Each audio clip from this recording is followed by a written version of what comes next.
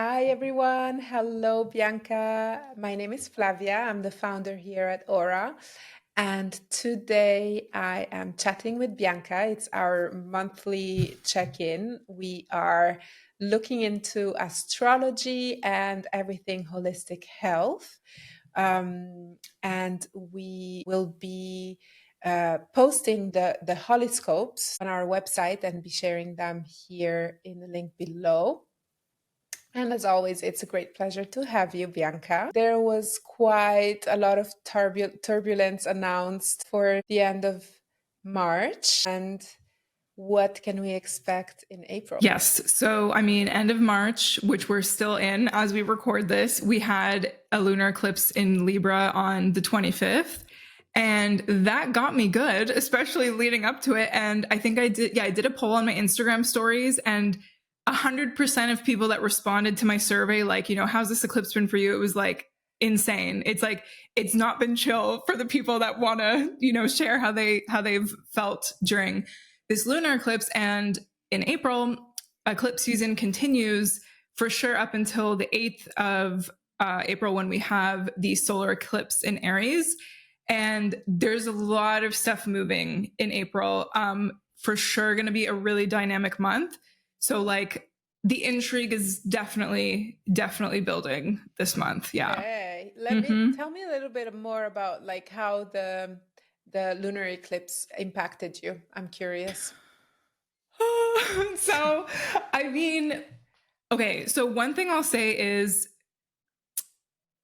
it's good to know where your own lunar nodes are in your chart, where your north and south nodes are, because the eclipses have to do with the lunar nodes. So for example, my lunar nodes are in Cancer and Capricorn, which are also cardinal signs, as are Aries and Libra, meaning that these eclipses are hitting me pretty hard. They would also impact someone quite deeply that has Aries and Libra north and south nodes, or heavy Aries and Libra placements. So I think that's part of the reason why it really impacted me personally.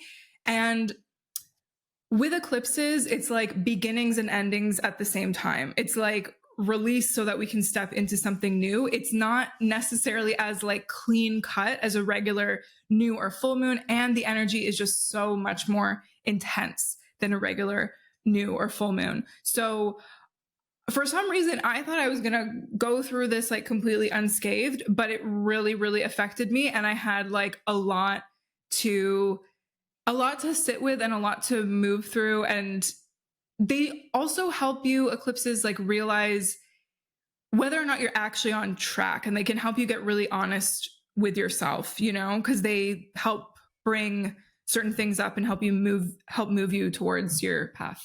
Yeah. Yeah. Well, now that you're saying that, I'm definitely noticing some shifts in life. So I'll be keeping an eye for these patterns. But yeah, it's super Yeah. interesting. And if anyone listening doesn't know what their north node or all of these things are, you have to reach out to Bianca. I mean, it's changed my life to sit down with you and just have all of this like pulled out and like explained to me in a super simple way, because I find it so daunting when you approach astrology at the beginning, all of this terminology and all these things that you, as someone who's approaching it for the first time, you might be like, what the hell is this all about? I find it so reassuring that you actually explain it in such a easy way and so digestible way that I definitely recommend um, exploring that with you. I loved it. Thank you. Thank you so much. Yeah. And in terms of like one-on-one stuff, right now, like from now on, it's going to be more like a coaching long-term thing. But I have this masterclass called Activate Your Power, which is all about the nodes. So you'll learn about your own north and south nodes and how to navigate this eclipse season, the eclipse season later this year, etc. So if that interests you, head on over to Life Forces Inc. on Instagram or lifeforcesinc.com, and you can learn more about that. And we're going to have a live call April 7th. That's the plan, right before the solar eclipse in Aries. Sign me up. I'll Mhm. probably be there. Nice. But Yeah. so yeah, we're having a time, like end of March going into April. And the thing is, like, we call it eclipse season because it's like this 2-week plus or minus some days before and after portal, like beginning with either the lunar or solar eclipse and ending with the opposite one. So it's like we're going to feel the energies in between as well. Like they'll be more intense on those eclipse days, but you feel it and you see the shifts happening like over these couple of weeks. So that's lots of fun. Fun. Yeah. Yeah. Oh my God, Bianca, I tell you, like last month I was looking at I was rewatching our replay, and I remember I said something about you scaring me most of the time. I know. But it's also reassuring in a way because you know what you have to get ready for, and you just know what you're playing with. So 100%. Yeah. And one of the things we're playing with this month is Mercury Retrograde, starting right on April 1st. Ooh, so favorite. Fun. Yeah. Yeah. So that starts April 1st, and it's Mercury Retrograde in the sign of Aries. Flavia's looking for her notebook. And yes. for the agenda. Yeah. For the planner. Yeah. So we have our first Mercury Retrograde of the year, Mercury Retrograde in Aries, April 1st to April 25th. And that's going to be interesting because this year, for the most part, the Mercury retrogrades are going to be in fire signs.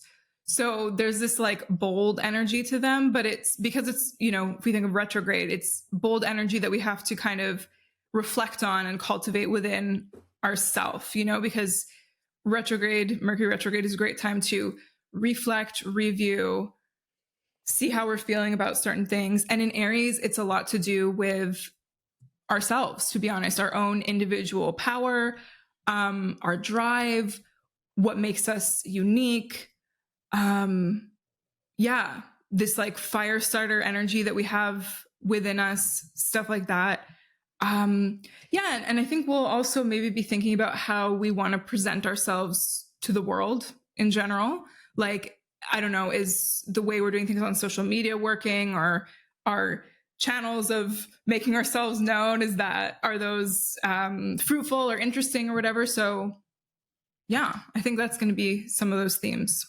So you talked about this bold energy and these Mercury retrogrades being connected to fire energy. Yeah. How are they different from last year's? So last year's, for the most part, were in earth signs. Earth signs. So I feel like last year we were kind of figuring out what thoughts or mental processes are actually like solid and stick. Whereas I think this year it's a little more dynamic, let's say. In general, there's a lot of stuff unfolding this year, and especially like really leading up to next year when a lot of changes are happening collectively. But I think this time, because it's mostly like Mercury retrograde in fire signs, it's more about like our own passion and like different facets of it, and maybe not so practical, right? Because earth energy is very practical. Oh. Fire energy isn't necessarily. Fire is just like, I want to do this, I want to understand this, or whatever it is, I want to go for it, I want to just say this thing. So it's more intuitive. Go with your gut. It's intuitive in its own way. Maybe not in the way that like watery signs are, okay. But for sure it can like get things quicker than air energy. I think we can, if we're really like harnessing the energies of this year, we can really like pick up things and get places faster, especially with a once every 14 years astrological event this month, which is the Jupiter-Uranus conjunction in the sign of Uranus. And I remember telling you in a session that it's just like huge breakthrough energy. So that's going to be coming up on the 21st of April.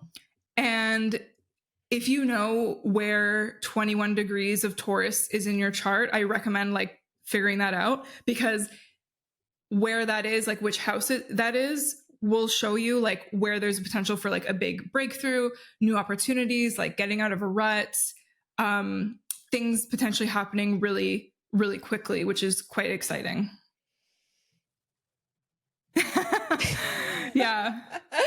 I mean, every time we talk about this, I'm like, oh my God, what's going to happen? But yeah, I'm wishing everyone an amazing breakthrough.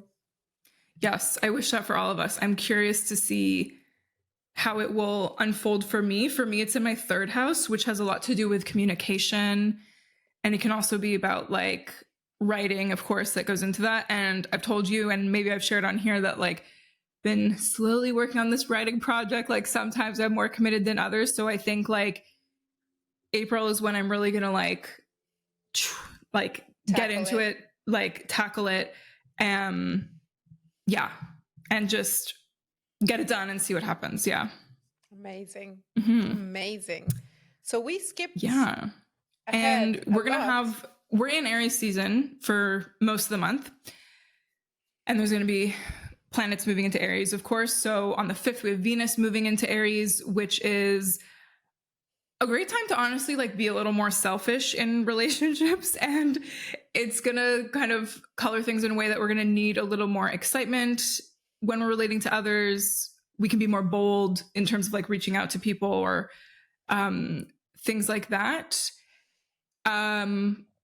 Yeah, but of course, most of the month we're going to be Mercury retrograde. So just take a minute, especially if you're having like an intense or whatever kind of conversation with someone, and just, yeah, like Aries is ruled by Mars. Aries can attack. So like, let's make sure we're not doing that. We're not just like mindlessly yelling at people. Yeah. Yeah. Let's try our best. I know. Yeah. Then on the 8th, we have the solar eclipse in Aries. And yeah, there's a lot going on. So obviously it's intense because it's a solar eclipse.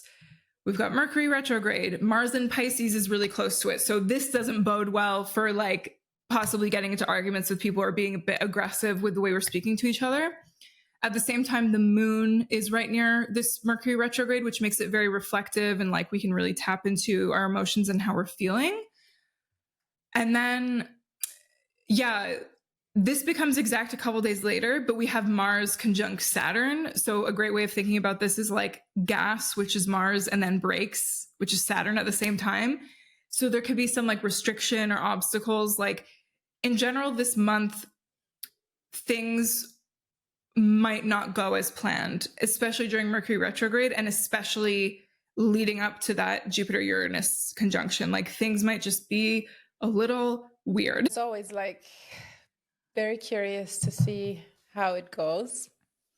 Yes. But as you said, like braking and, putting your foot on the gas at the same time feels like an energy that is probably going to be, a little unfluid.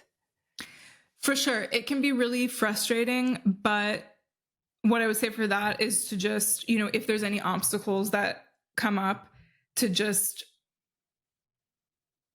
move through them, like be annoyed at them for like a minute, but then move through them, because you're probably going to get to a better result or a better solution. Yeah, because I feel like Saturn doesn't want to make things hard on us or harder on us for no reason. It's like always for our benefit, even though at the time it's just like, why? Yeah. Why is this happening?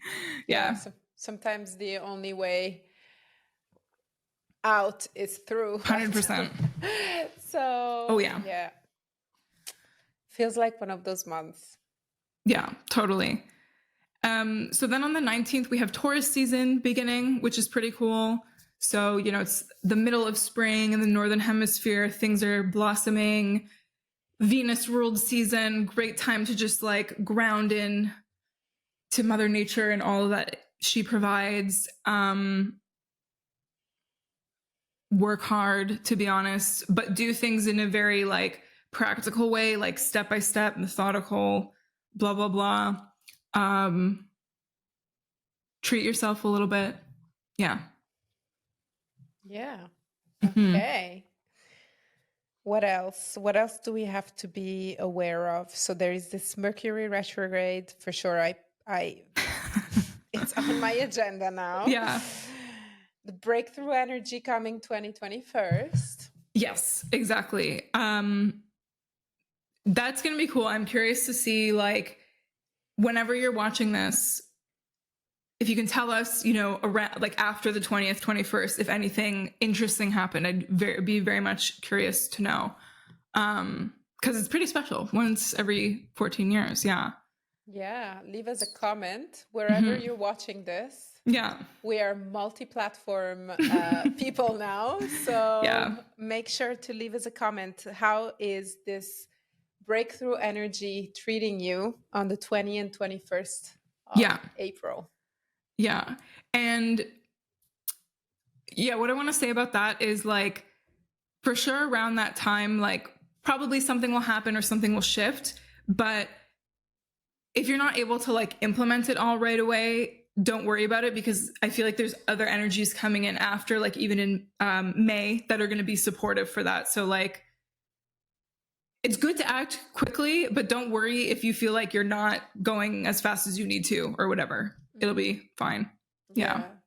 Yeah, because there's going to be like this push forward, but then maybe you might find yourself not exactly where you had expected. Totally. And so yeah, that's a really good point, Flavia, because Uranus is definitely unexpected energy.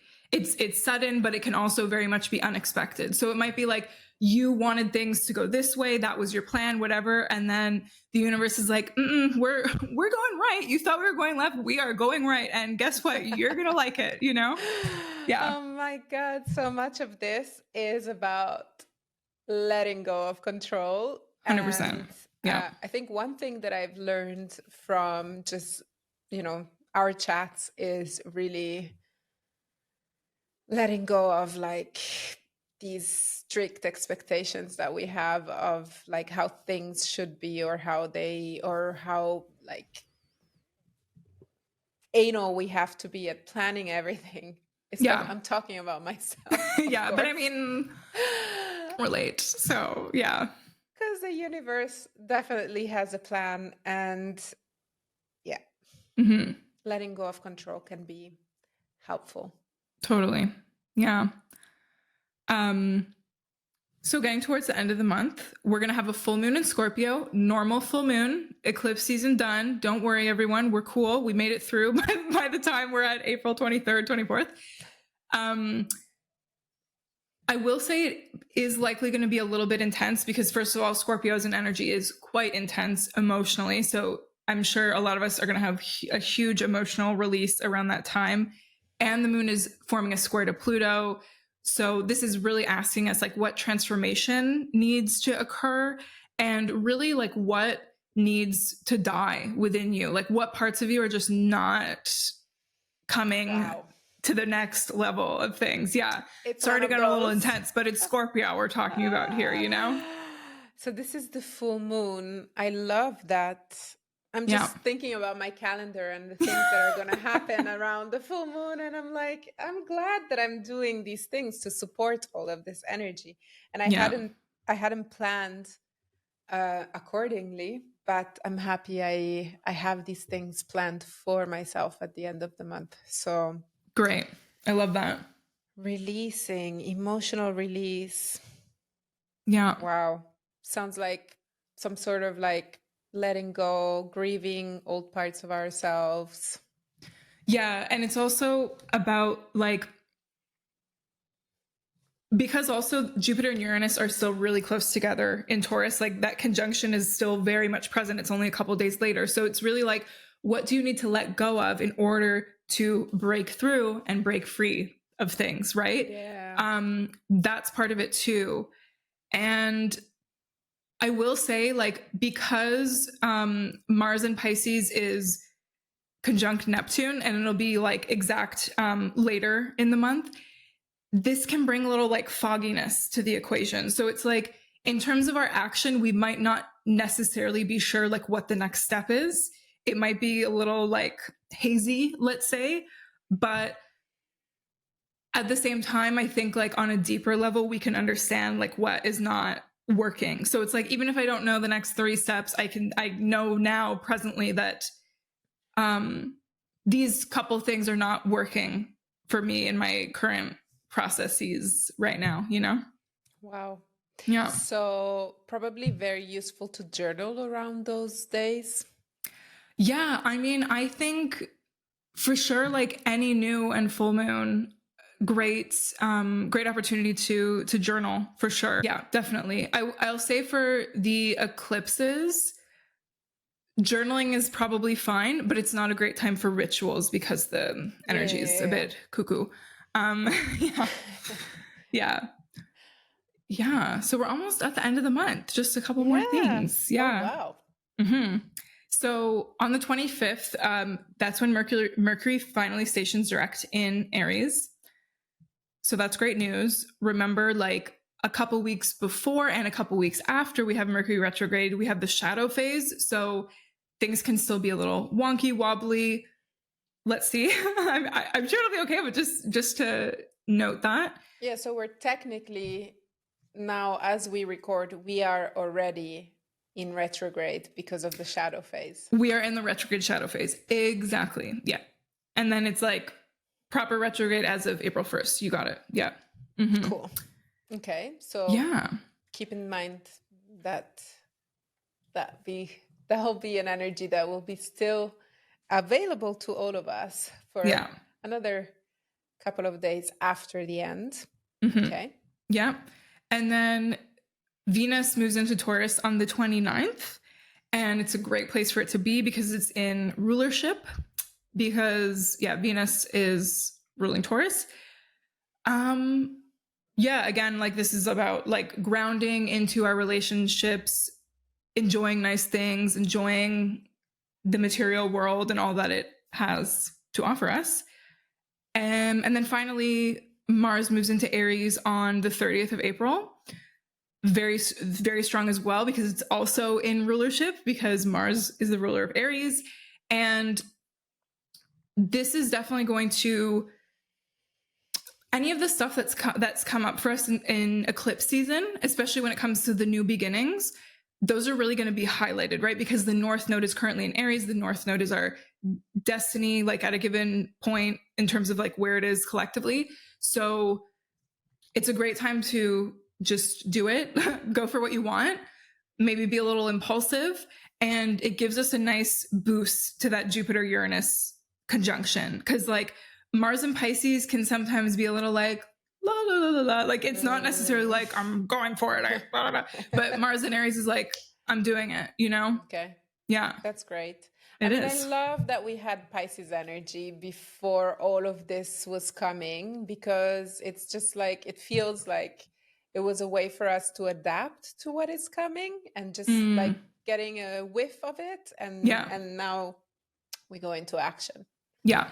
And I mean, the whiff I got in Pisces season was pretty hectic. So I'm like, what is about to happen? I don't know. Yeah. But definitely curious to see what we will have to report when we meet again for the May horoscopes.